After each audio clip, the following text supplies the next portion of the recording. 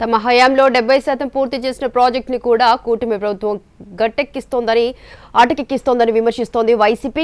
శ్రీకాకుళం జిల్లాలో మూలపేట పోర్టు విషయంలో ఆందోళనకు పిలుపునిచ్చింది. చలో మూలపేటకు వైసీపీ పిలుపునివ్వగా ఆ కార్యక్రమానికి అనుమతి లేదంటున్నారు పోలీసులు. దీంతో పరిస్థితి ఉద్రిక్తలకు దారితీసింది.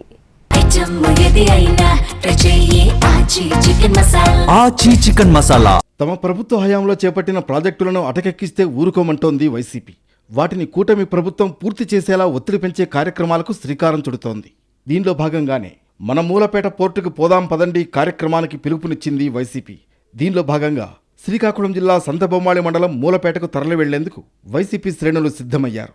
అయితే ఈ కార్యక్రమానికి అనుమతులు లేవని పోలీసులు అంటున్నారు. దీంతో పరిస్థితి ఉద్రిక్తతలకు దారితీస్తోంది.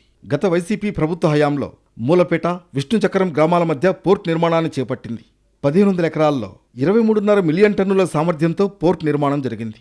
దీనికోసం 2,981 కోట్ల రూపాయలతో ఖర్చు చేసింది. గత ప్రభుత్వ హయాంలో 70% పనులు పూర్తయ్యాయి. మరో 30% పనులు పూర్తి కావాల్సి ఉంది. కానీ కూటమి ప్రభుత్వం వచ్చాక ప్రాజెక్టును పూర్తిగా పడకెక్కించాలనే ఆరోపణలున్నాయి. దీంతో మూలపేట పోర్టును పూర్తి చేయించాలని పట్టుదలగా ఆందోళనకు దిగింది వైసీపీ. మూలపేట పోర్టుకు సమీపంలో బహిరంగ సభకు వైసీపీ ఏర్పాట్లు చేసింది.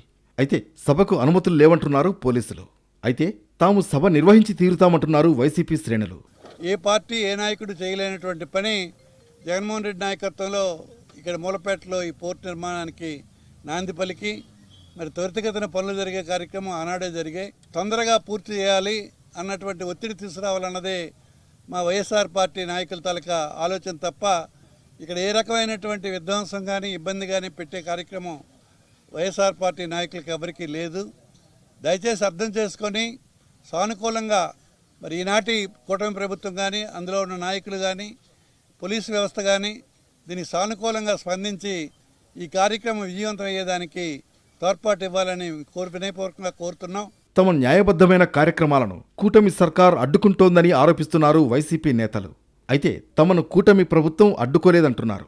ఈ 4వ దఫా ముఖ్యమంత్రి అయినటువంటి చంద్రబాబు గారు ఈ జిల్లాకు చేసినటువంటి మేలేంటనేది ఒక్కసారి అన్ని పార్టీలో ఉన్నటువంటి యువకులకు ఒకసారి ఆలోచించుకోమని కోరుతున్నాను. మరి అలాగనే 2 మంత్రులు ఉన్నారు, రామ్మోహన్ నాయుడు గారు, అచ్చెన్నాయుడు గారు.